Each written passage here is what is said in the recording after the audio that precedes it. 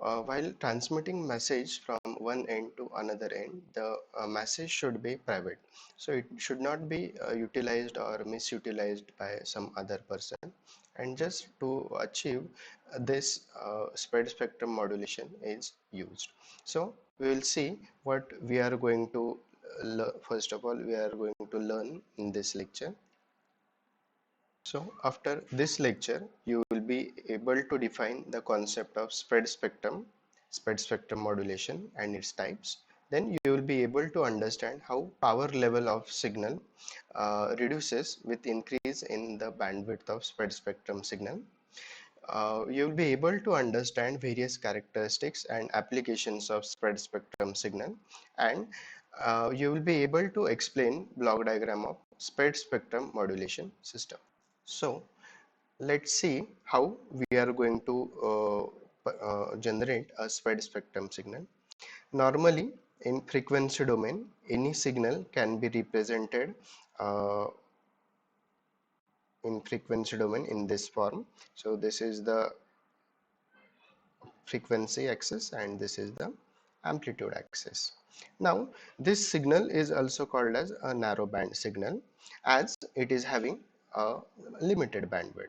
So what we do in this particular spread spectrum modulation, we increase this limited bandwidth of signal to such an extent that it will look like a noise. So the new bandwidth of your signal will be the infinite, and as we are increasing the bandwidth of the signal, automatically the power level of signal should get reduced.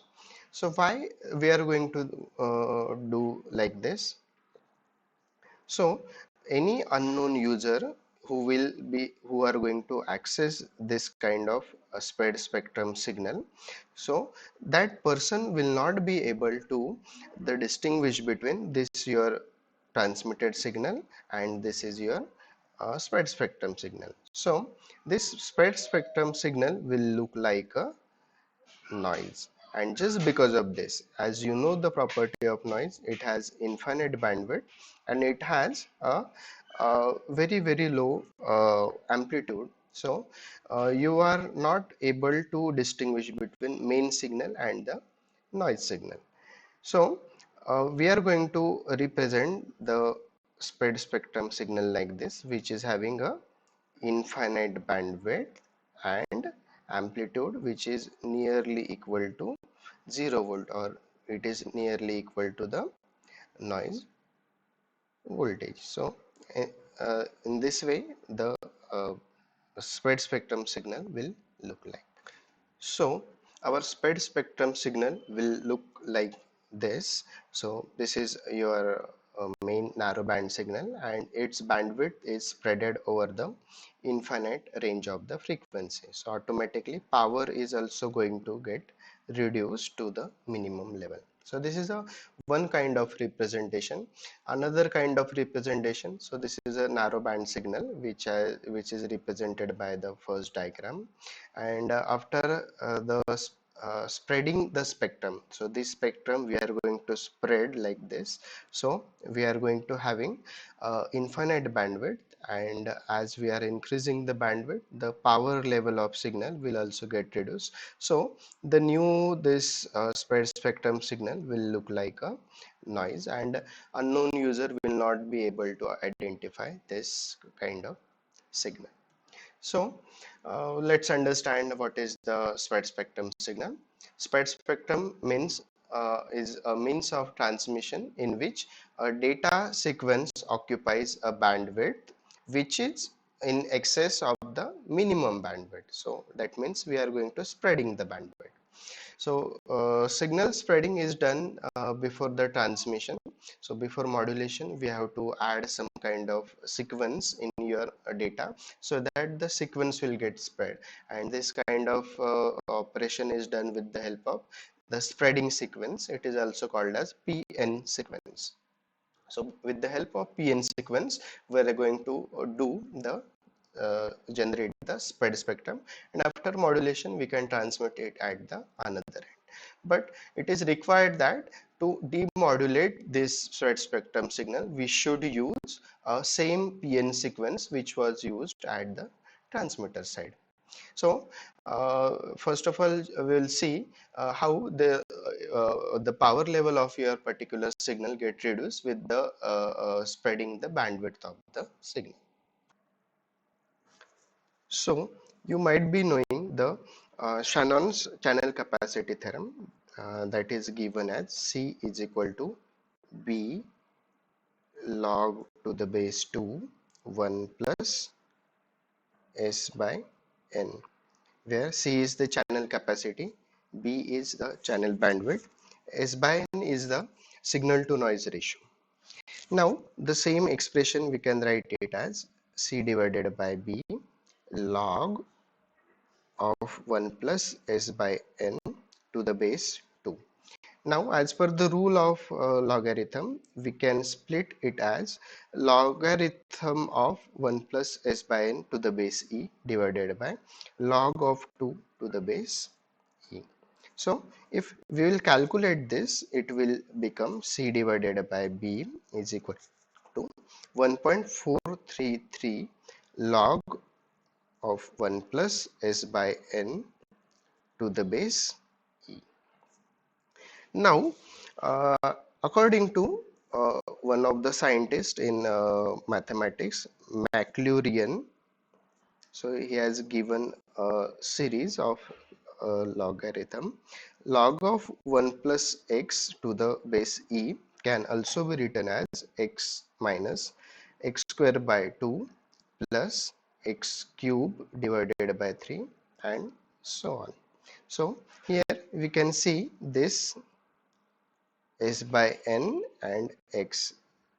So we can replace S by n with the x, and with the help of this Maclaurin series, we can write the same expression as C divided by B is equal to 1.433 S by n minus S by n square divided by 2 plus S by n cube divided by 3 and so on.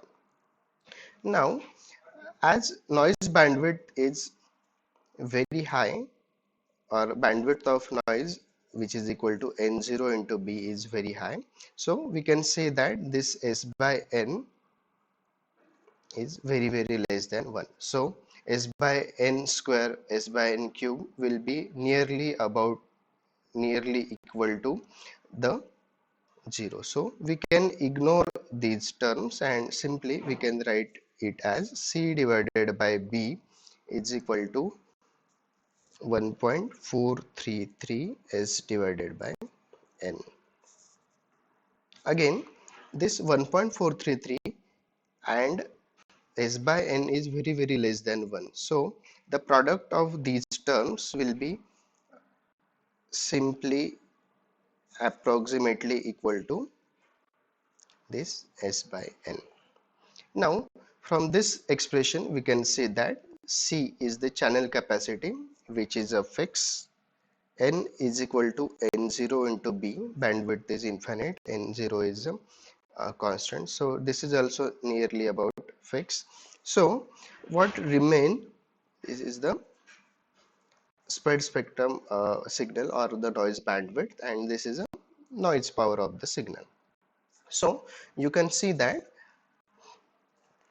as B increases, the C by B ratio will get reduced, and over here this is a fix and this is also fixed. So with increase in the channel bandwidth, you can say that the power level of the signal will get reduce. So what we have seen in this spectrum modulation, as we increase a bandwidth of your signal, the power level of signal will also get reduced. Okay, so we are increasing the bandwidth of the signal in spectrum modulation, so this power level will also get reduced. So this is the concept how the power level of signal will get reduced.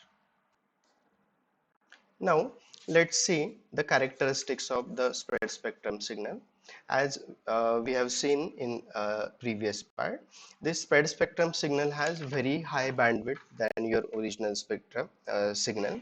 So we are going to increase the bandwidth of your signal in your spread spectrum modulation. As power level is very low, so this kind of spread spectrum signal appears to be like a noise. So this signal is also used in message privacy, in which we are not able to distinguish between a noise and your spread spectrum modulated signal.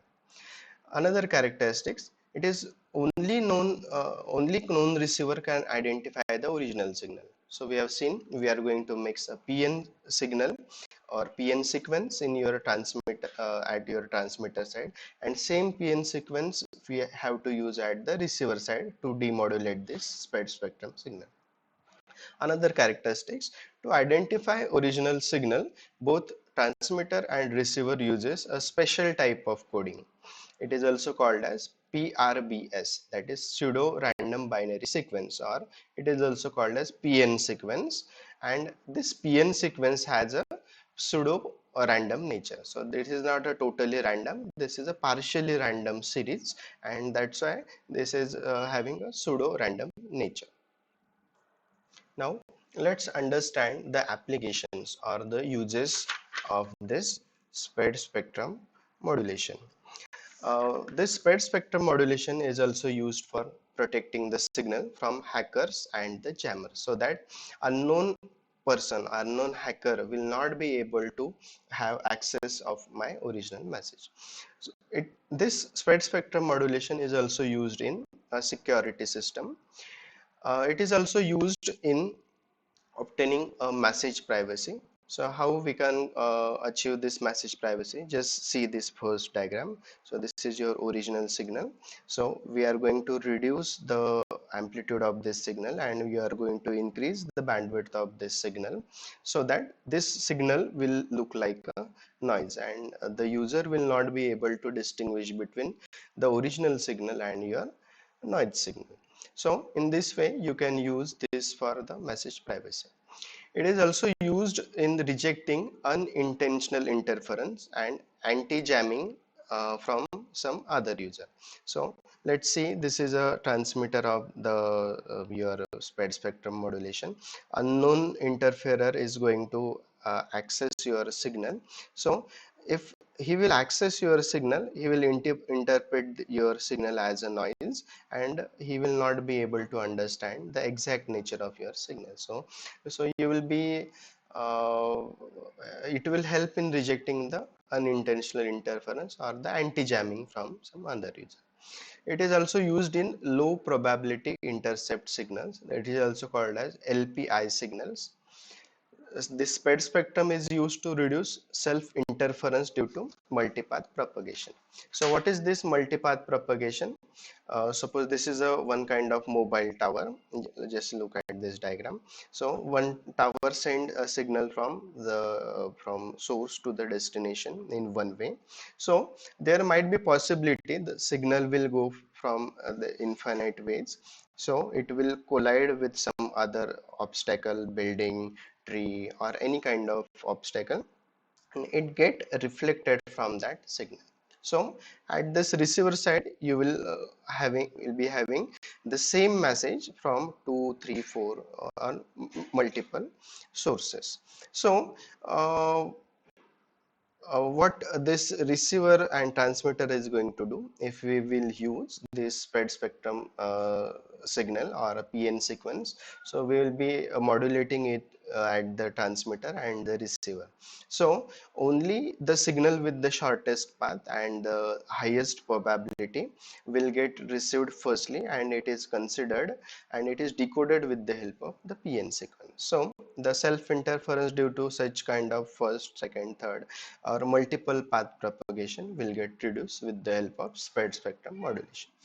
And at last, this spread spectrum modulation is also used for the CDMA purposes. So all these are the applications of your spread spectrum modulation. Now let's see the how the spread spectrum modulation system will work.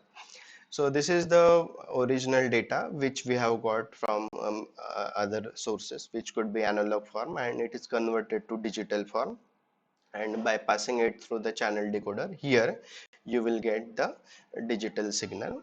Now the another block, that is a pseudo random generator. What it will do, it will generate a PN sequence which is of the pseudo random nature, and this PN sequence, after mixing it with your original data signal, you will get a spread spectrum signal. So what modulator will do, it will mix this PN sequence with your data, and it will modulate signal by using various techniques like binary phase shift keying, frequency shift keying, or any other kind of modulation technique. So it is used to increase the range of the transmission and to get the good kind of signal. So after this modulation, the signal would get transmitted over the channel, which could be the wireless channel or the wired channel. At receiver side, what is the first step? We will demodulate the received signal. So whatever binary phase shift keying, FSK, or any kind of modulation we have used. So first of all, the carrier will be removed from this signal, and next job is to remove the PN sequence, or to get the original signal by removing the PN sequence. So the same PN sequence which we have used at the transmitter is generated at the receiver side, and it is again mixed with your demodulated signal. So it will remove the whatever mixing we have done at the receiver side. So PN sequence will get reduced at the output of demodulator, and after that we can pass it through the channel decoder, source decoder, and likewise we can get analog, digital, or any form of data which we want. So in this way the spread spectrum modulation system will work. So this is the total block diagram of your spread spectrum modulation system. So now we will see the types of spread spectrum modulation. Based on your various types, it can be classified into two types. First one is the averaging type of spread spectrum modulation, and second one is the avoidance type of the spread spectrum modulation. So which are the averaging type? First one, direct sequence spread spectrum. This is also called a DSSS system. It is a averaging type of the spread spectrum modulation. Frequency hopping spread spectrum, FHSS, it is also a type of your avoidance kind of spread spectrum modulation. There are again two types of this FHSS, that is slow FHSS and the fast FHSS. Third type is a time hopping spread spectrum, THSS system.